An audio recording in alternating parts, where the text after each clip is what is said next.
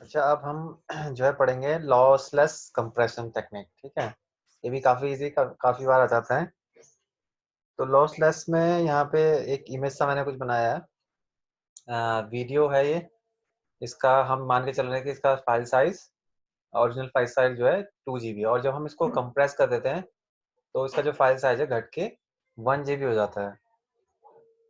तो इसके सीधे हम एडवांटेज पे आते हैं, तब बताता हूँ कि क्या है इसमें, सारा कवर हो जाएगा आपका। एडवांटेज की बात करें तो नो लॉस ऑफ क्वालिटी। अच्छा, लॉसलेस में क्या करता है कि ये फाइल साइज घटाता है,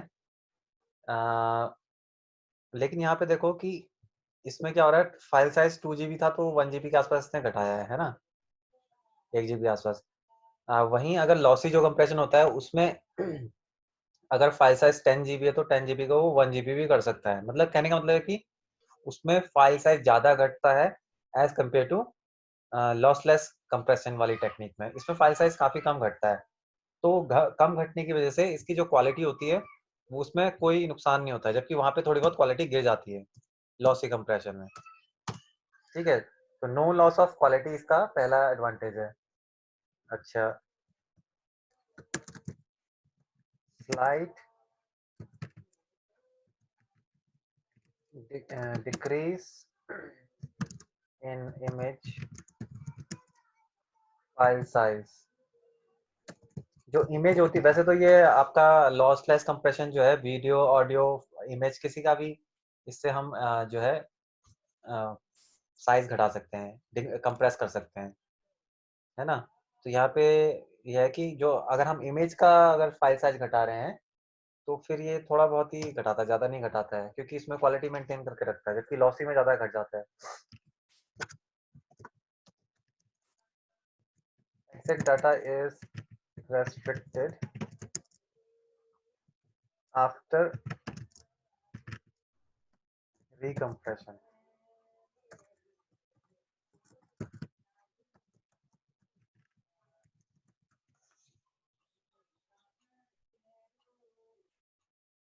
तो यहाँ पे क्या है, exact data is restricted after decompression. अगर हम दोबारा से उसको कंप्रेस करें एक बार घटाने के बाद में, तो फिर तब उससे ज़्यादा नहीं घटेगा वो, और इससे क्वालिटी भी उसकी वैसी रहेगी। We can back to our original file. ठीक है, इसमें क्या होता है कि अगर आपने फाइल साइज घटा दिया तो अगर आप दोबारा से रिवर्स वापस आने जाते हैं, जैसे कंडू, जैसे आपने कोई चीज डिलीट करी और कंट्रोल जेड करते हो तो अंडू में करने पर आप क्या होता है, वो पुराना डाटा वापस आता है। तो इस कंप्रेशन टेक्निक में क्या होता है कि अगर आपने फाइल साइज घटाया है और आपको लगता है यार छोड़ो यार, मैं वापस अपनी ओरिजिनल फाइल मुझे मिल जाए, तो इसमें आप वापस आ सकते हो, जबकि लॉसी कंप्रेशन में ऐसा नहीं होता है। ठीक है, तो इसका एडवांटेज है। अब इसके कुछ डिसएडवांटेज देख लेते हैं।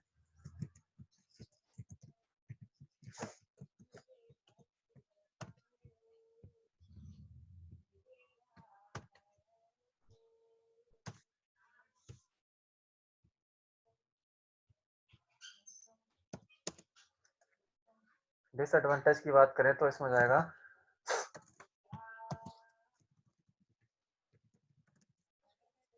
Compression ratio is low. ठीक है, कंप्रेशन रेशियो इज लो का मतलब ये फाइल साइज उतना ज्यादा नहीं घटाता है। अगर हम इसका कंपैरिजन करें लॉसी कंप्रेशन टेक्निक जो हमने कल पढ़ी, तो वो किसी भी फाइल का साइज ज्यादा घटा देता है। लेकिन ये अगर आप इसका रिड्यूस, जैसे यहाँ पे देख, अगर एग्जांपल के तौर पर हमने दिया भी है कि 2 GB की फाइल है तो ये 1 GB तक घटाएगा, हो सकता है 1 GB भी ना घटाए, कम ही घटाए, तो डिसएडवांटेज है। अच्छा, ट्रांसफर टाइम इज हाई। अब अगर कोई इमेज है जिसको आपने कंप्रेस कर दिया और वो भी लॉसलेस कंप्रेशन टेक्निक से, और अब आप उसको ट्रांसफर करो, चाहे ईमेल के थ्रू भेज दो उस फाइल को, चाहे वो वीडियो है, ऑडियो है या इमेज है, तो वो ज़्यादा टाइम लेगा। ज़्यादा टाइम तो लेना ही जब फाइल साइज बड़ा होगा, क्योंकि ये उतना ज़्यादा फाइल का साइज तो उतना घटा ही नहीं रहा है, तो जब ज़्यादा फाइल का साइज घटेगा नहीं तो फिर क्या होगा, ये टाइम ज़्यादा लेगा एज कम्पेयर टू आपका जो लॉसी कंप्रेशन टेक्निक के थ्रू जिस फाइल को आपने घटाया होगा। अच्छा, अगला है डिकोडिंग इज डिफिकल्ट। ठीक है, इसकी डिकोडिंग डिफिकल्ट होती है, मतलब दोबारा से ओरिजिनल में वापस लाना। Larger file than lossy. ठीक है, ये तो बता ही दिया कि जो लॉसी आपकी टेक्निक होती है उससे बड़ा फाइल साइज इसका बनता है।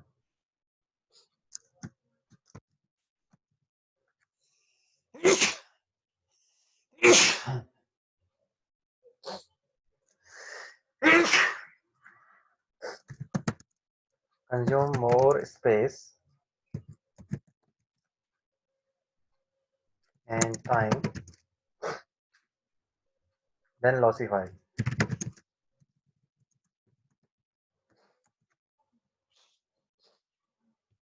ठीक है, तो ये मैं आपका ज़्यादा स्पेस लेता है और टाइम लेता है लॉसी फाइल के मुकाबले। ज़्यादा से ज़्यादा फाइल साइज बड़ा है तो मेमोरी में स्पेस ज़्यादा ही लेने वाला है।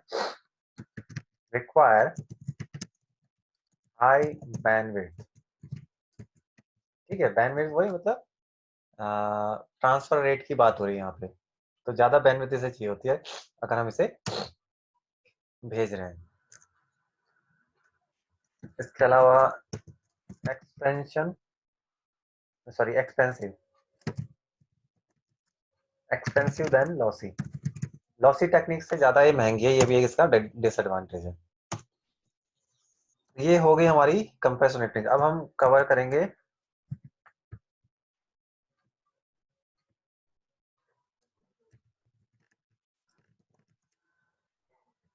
डिफरेंस बिटवीन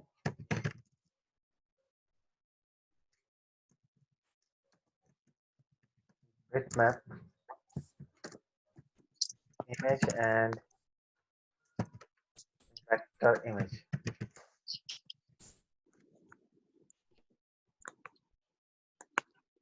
ठीक है, हम जो है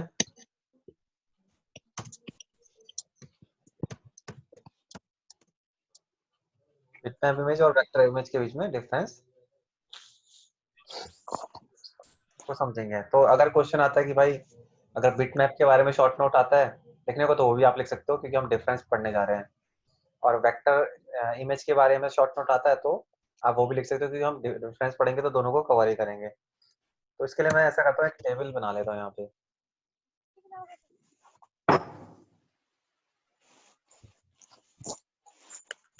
तो यहाँ पे मैं लिख देता हूँ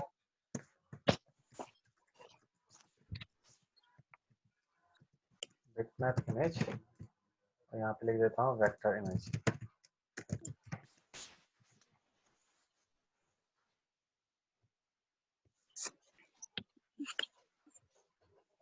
हाँ बांध।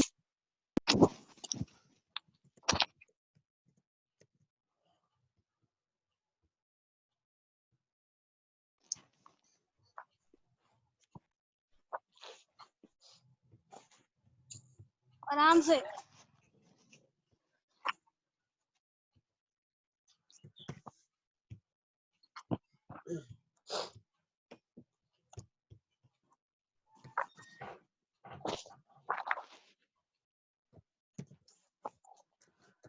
Bitmap image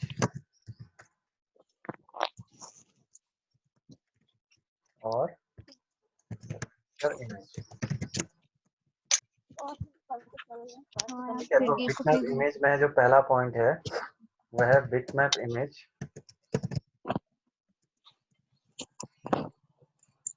are stored as a series of tiny dots called pixels। ठीक है, तो बिटमैप इमेज क्या है, अगर हम इनको इन बिटमैप फॉर्मेट में, जैसे आपका पेंट है, पेंट क्या करता है अगर आप उस पेंट की फाइलों को सेव करो तो वो डॉट बीएमपी में सेव करता है, यानी कि बिटमैप फॉर्मेट में सेव करता है। तो हम बिटमैप इमेज की बात कर रहे हैं कि बिटमैप इमेज क्या करती है, आर स्टोर्ड, ये किस तरह से सेव होती है मेमोरी में, ये सेव होती हैं छोटे छोटे डॉट्स की तरह, और वो डॉट्स क्या होते हैं, पिक्सल होते हैं, है ना। जैसे हमारा रिजोल्यूशन है, तो रिजोल्यूशन भी कंप्यूटर में क्या होता है, आप बोलते हो भाई फुल एच डी है, तो फुल एच डी का क्या मतलब है, 1080 इंटू सॉरी 1920 इंटू 1080, इसको हम फुल एच डी बोलते हैं। लेकिन इस रेजोल्यूशन का मतलब क्या है, इस रेजोल्यूशन का मतलब है कि आपकी स्क्रीन में जो है 1920 मल्टीप्लाई 1080 इतने पिक्सल्स होंगे, और ये पिक्सल्स क्या वे, स्मॉल स्क्वायर, ठीक है। और वही स्मॉल स्क्वायर जो होते हैं टाइनी डॉट्स कहलाते हैं। और बिटमैप इमेज क्या है, बिटमैप इमेज इन्हीं छोटे छोटे डॉट्स से मिलकर बनती है, ठीक है। अच्छा, अब हम अगर वेक्टर इमेज की बात करें तो हो जाएगा vector image are based on pixel patterns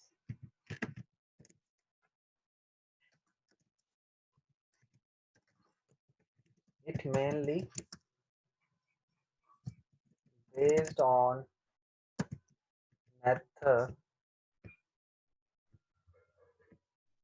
mathematical formula, ठीक है। तो वेक्टर इमेज क्या है, पिक्सल पैटर्न पर बेस्ड है। अच्छा, लेकिन क्या हो रहा है, ये मुख्य तौर से आपका जो कुछ मैथमेटिकल फॉर्मूला होता है जिसकी वजह से ये वेक्टर इमेज आपके बनते हैं। पहला डिफरेंस हो गया। दूसरा क्या है, अगर हम बात करें इसकी बिटमैप इमेज की, each pixel is actually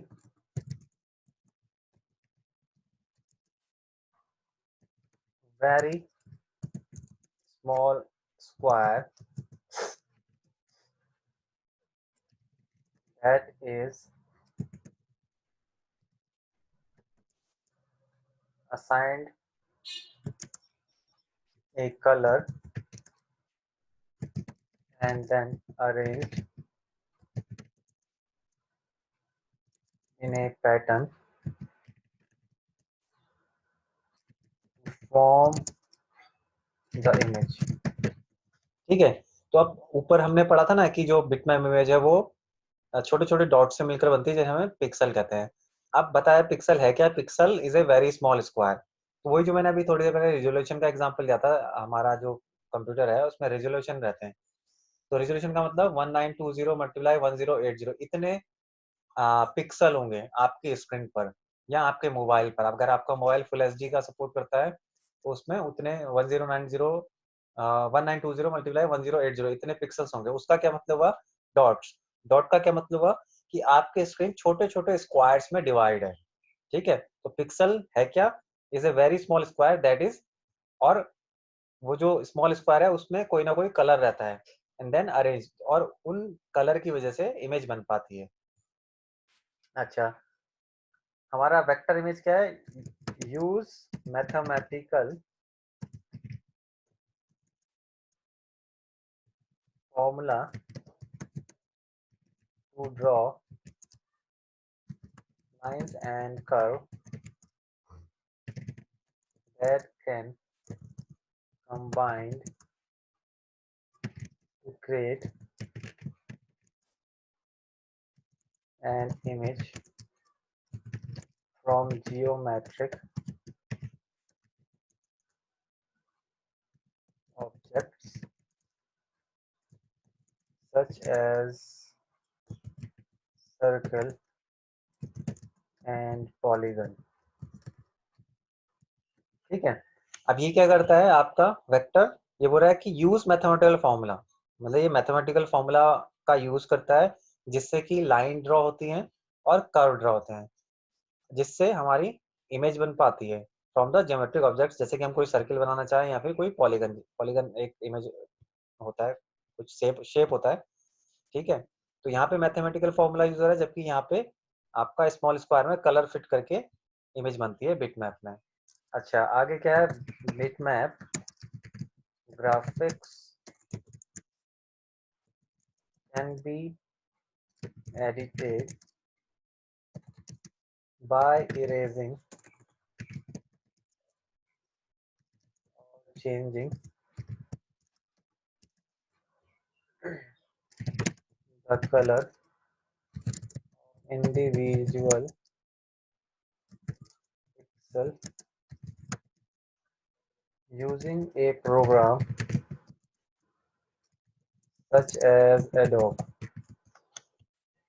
bitmap image या बिटमैप ग्राफिक्स हो या बिटमैप इमेज हो, उनको हम एडिट कर सकते हैं। कैसे एडिट कर सकते हैं?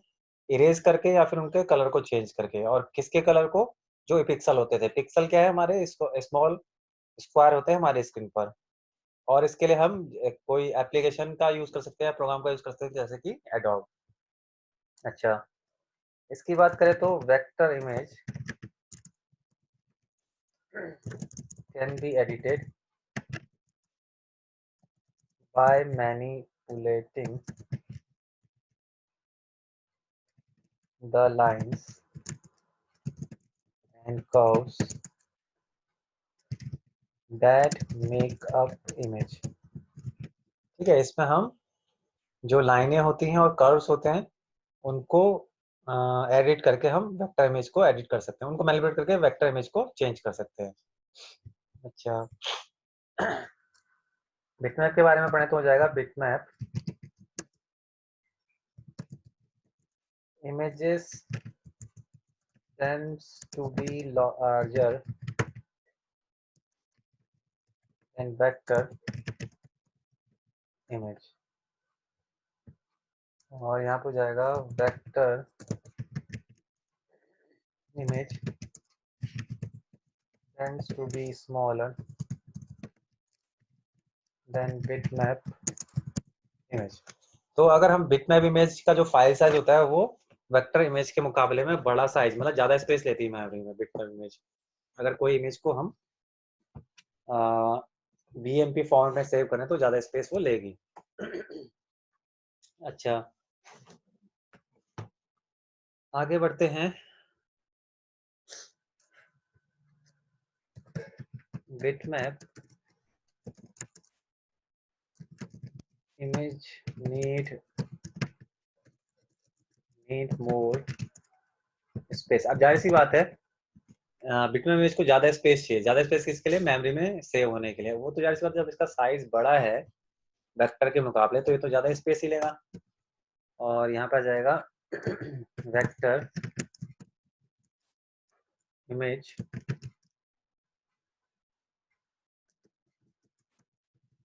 नीड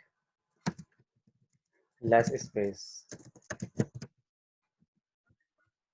ठीक है, इसमें कम स्पेस की जरूरत पड़ती है। अच्छा, bitmap image are less scalable. अच्छा, इसका क्या मतलब हुआ? स्केलेबल का मतलब हो गया कि अगर आप किसी बिटमैप इमेज के फाइल के साइज को इंक्रीज करोगे, जैसे हम जूम इन करते हैं ना, हम अपने मोबाइल में भी जो इमेजेस होती हैं उनको हम जूम करते हैं, तो एक लिमिट के बाद उसके पिक्सल फटने से लग जाते हैं, धुंधला सा नजर आना शुरू हो जाता है।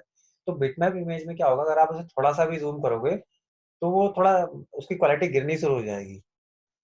ठीक है, तो इसका मतलब जो बिटमैप इमेज है वो लेस स्केलेबल है, जबकि जो आपकी वेक्टर इमेज है are more scalable.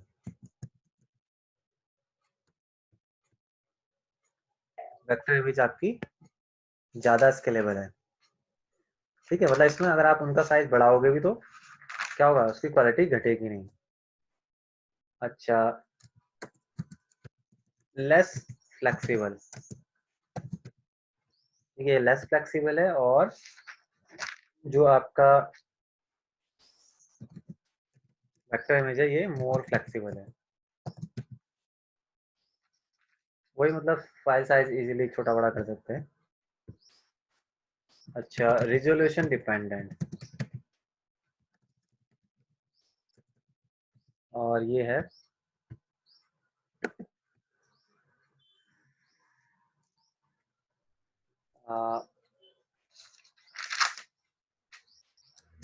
Resolution independent. ठीक है, इसका क्या मतलब हुआ कि जैसे किसी डिवाइस का जो रिजोल्यूशन है उसके हिसाब से उन पे डिपेंड रहती है, जबकि वेक्टर इमेज डिवाइस के रेजोल्यूशन के हिसाब से उस पर डिपेंड नहीं होती है ना। ये तो ये है इसका मतलब। इसका क्या है, लॉस क्वालिटी व्हेन रीसाइज्ड। तो ये वही बोल रहा है कि रीसाइज्ड,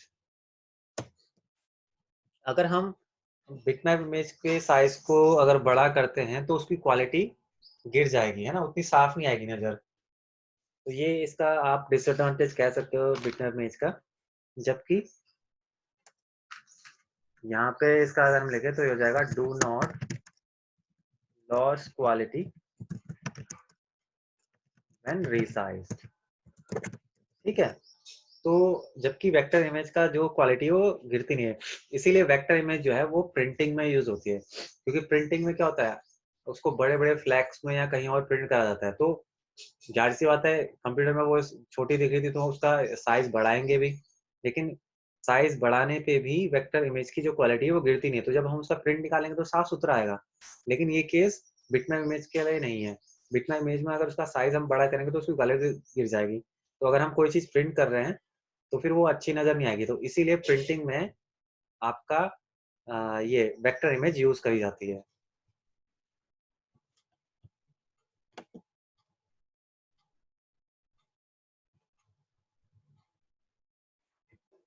अच्छा, इसके अलावा अगला है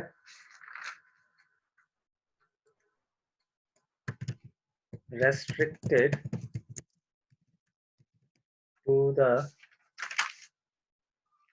rectangle। ठीक है, और अभी पहले इसको लिख देता हूँ तो बताता हूँ। Do not have a background। इसमें यह है कि जो बिटमैप इमेज है उसके लिए हमें कोई ना कोई बैकग्राउंड की जरूरत पड़ती है। इसलिए आपने जब पेंट खोला होगा तो वहां पे देखा होगा कि उसमें एक स्क्वायर सा बना रहता है।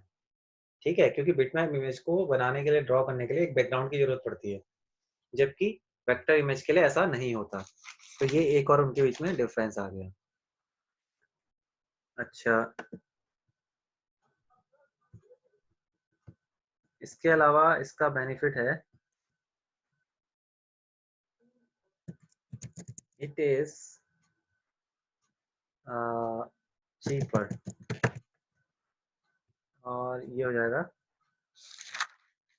It is expensive. ठीक है, जो हमारा बिटमैप इमेज है वो सस्ती है, और जबकि वेक्टर इमेज हमें बनाने के लिए वो जो है हमें महंगी पड़ती है।